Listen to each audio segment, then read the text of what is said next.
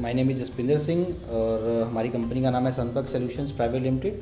हम लोग basically pouch packing machines बनाते हैं, custom made according to customer requirement. अब से पहले अगर हम बात करें तो हमारी मंथ की जो परचेजिंग थी वो वेरी करती थी 50 लाख से 70 लाख की तरफ, ठीक है, बीच में। ओके। ठीक है, अभी 2 महीने से जब से हमने ERP को लिया है 15-20 लाख से ऊपर की परचेजिंग ही नहीं हो कमाल रही है, कमाल है, कमाल है। पर रीज़न क्या बिल्कुल बिल्कुल। है ना, तो मुझे वो सिस्टम बनाना है ताकि बंदे को मेरे पास काम करके मेरे साथ जुड़ मज़ा के आए। ऐसा लगे कि यार ये तो MNC जैसा काम हो रहा है। यस यस यस, बहुत सही बोला आपने।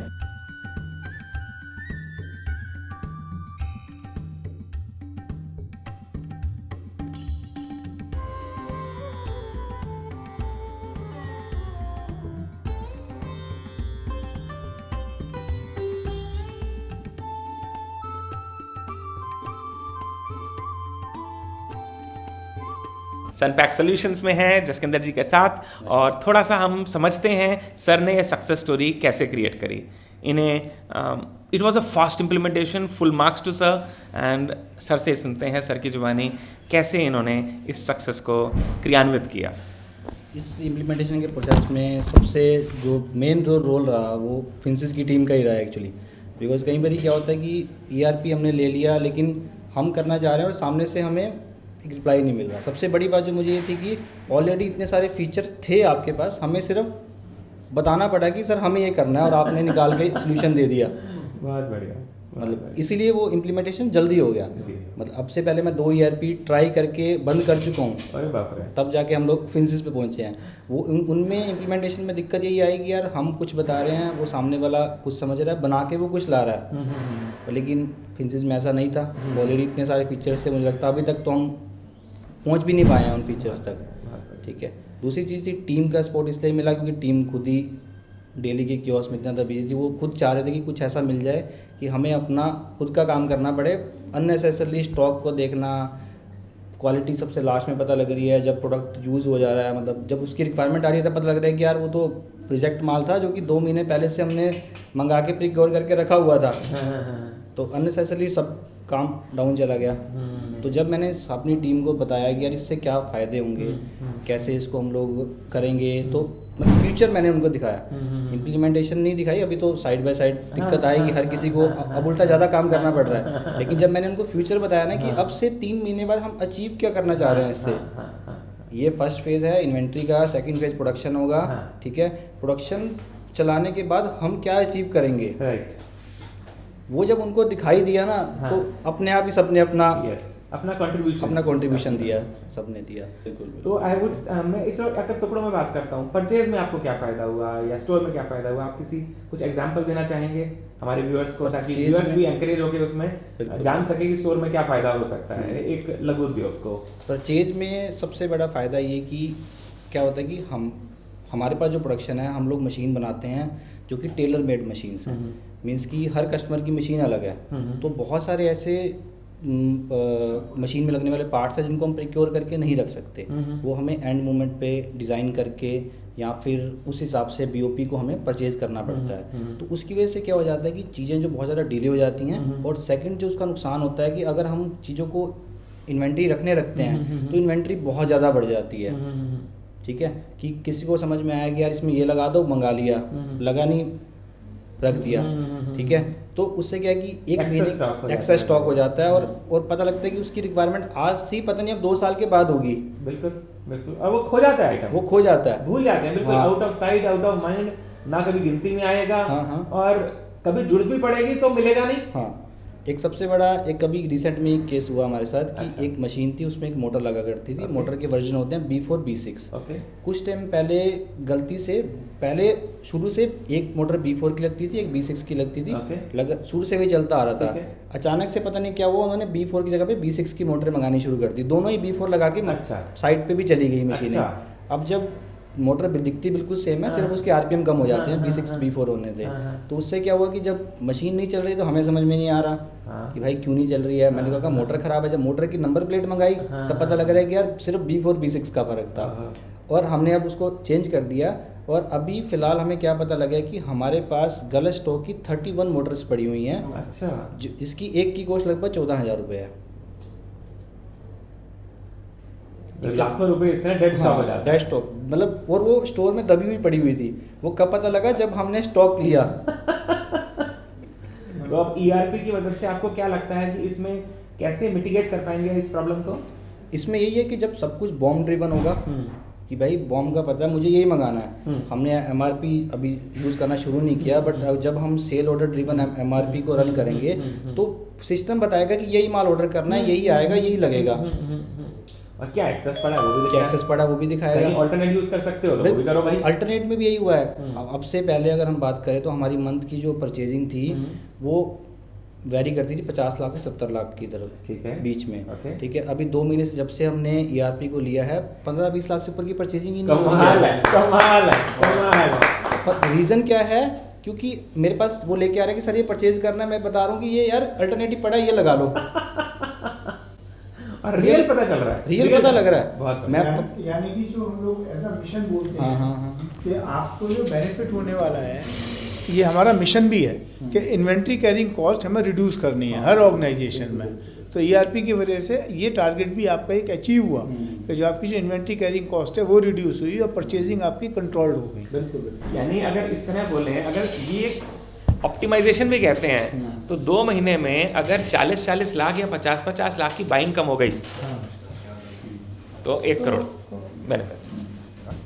यानी कि हम लोगों ने टोटल 2 महीने में कम से कम 20-30 लाख रुपए की तो परचेजेज ही कम कर दी। मतलब हमारी अगर हम इसको इस तरीके से मांगे, जैसे सर ने बोला कि कुछ नहीं है तो कम से कम 20 लाख रुपए की परचेजेज ही कम करनी इन्होंने, 30 लाख रुपए। यानी कि बैंक में एक तरह से 40 से लेकर 60 लाख रुपए या 1 करोड़ रुपए इकट्ठे हो गए। यानी कि इसका मतलब ये है कि आपकी जो है ROI तो आ गई। बिल्कुल। यानी तो 20 गुना वसूल होने वाला है। हाँ। अब यार ये नहीं है तो ये लगा लो, हमारे पास तो कस्टमाइज मशीनें हैं, कुछ ऐसा नहीं है, पड़ा हुआ लगा लो, जब खत्म हो जाएगा तो मंगाना शुरू कर देंगे दोबारा से। 2 अल्टरनेटिव अगर अभी अच्छा ये लग रहा है कि आप जब 2 महीने पहले आए थे, जब हमने बातें शुरू करी थी, तो आप कितने वरीड थे उस समय, और आज आपके चेहरे की स्माइल देख के अच्छा लग रहा है कि हमें भी खुद भी प्राउड लग रहा है कि हमने कुछ अच्छा काम किया आपके लिए। बहुत वरीड थे आप उस समय कि मुझे करना है, जल्दी काम शुरू करना है। वरीड तो इसी वजह से कि ऑलरेडी इतने ज़्यादा क्यों है कि मेरा जो कोर फील्ड है वो है डिज़ाइन।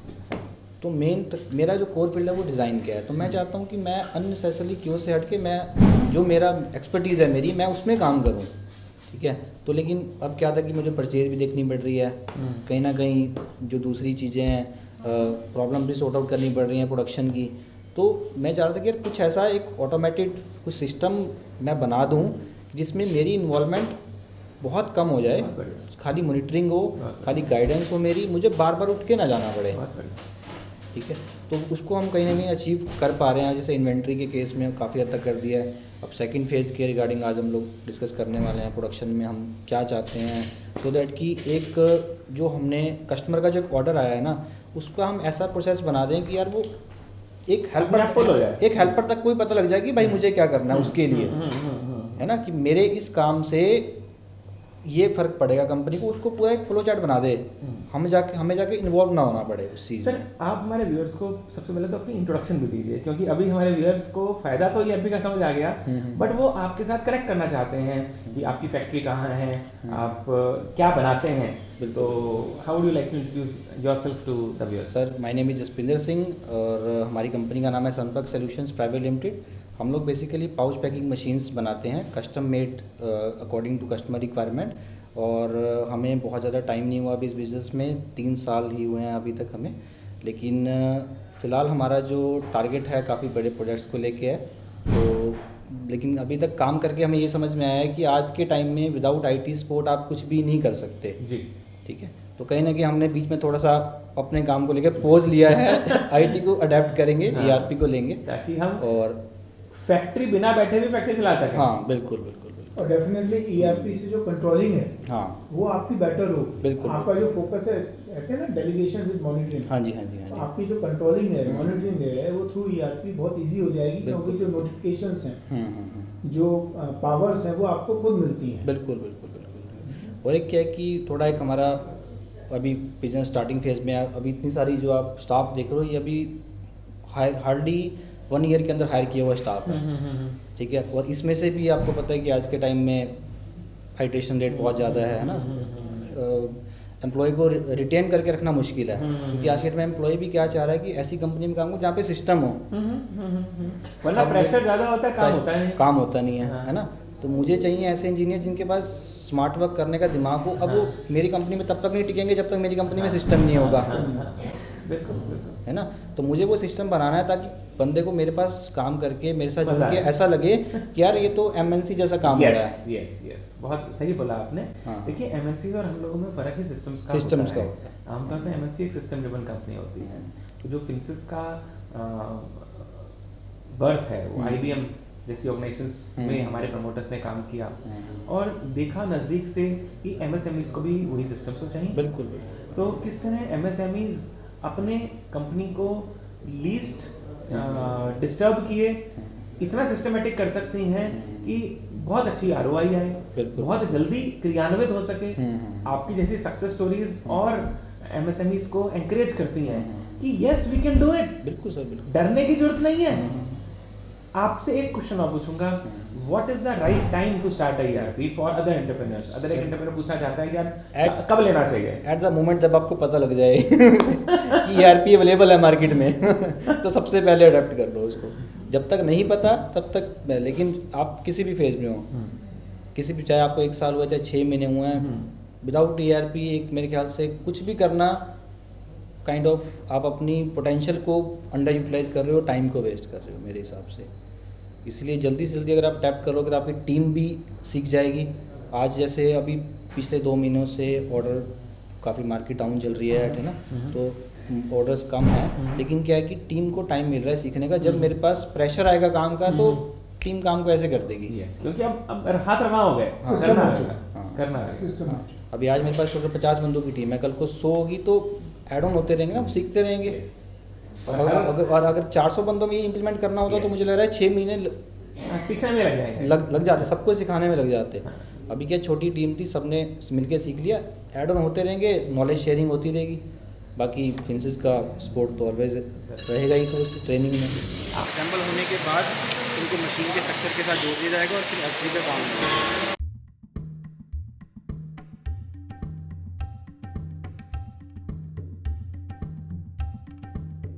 वेंडर ही हमें माल सप्लाई कर रहे हैं। हाँ, क्योंकि इनको हमने रॉ मटेरियल दिया और वर्क ऑर्डर दिया क्या बनाना है। हाँ, ये इनसे माल आ गया तो इसको हमने फैब्रिकेट करना है। जो भी मशीनिंग है, जो भी कटिंग प्रोसेस है, वो सब करके हमको दे रहे हैं।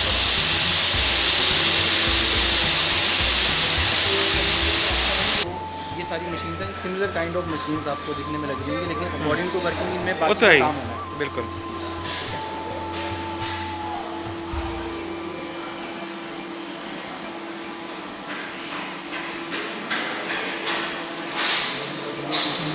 पैक करने के लिए बने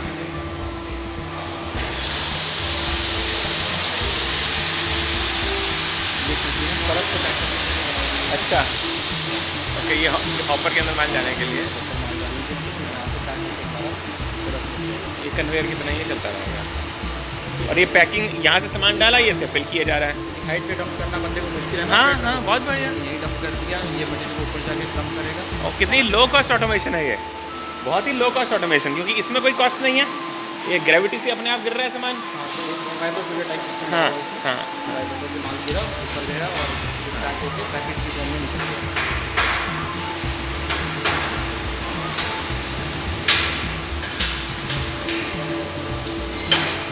सर देखिए, आपका फ़ोन नंबर आपकी वेबसाइट भी डिस्प्ले कर रहे हैं वीडियो में।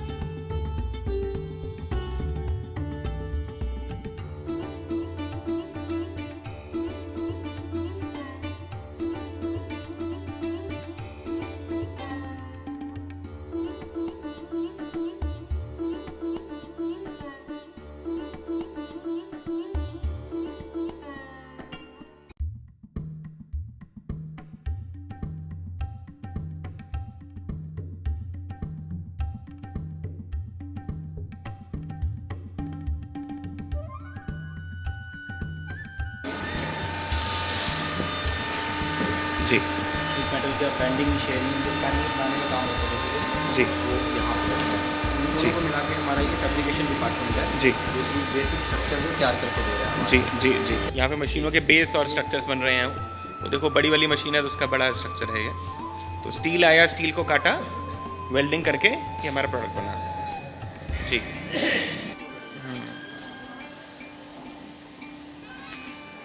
जी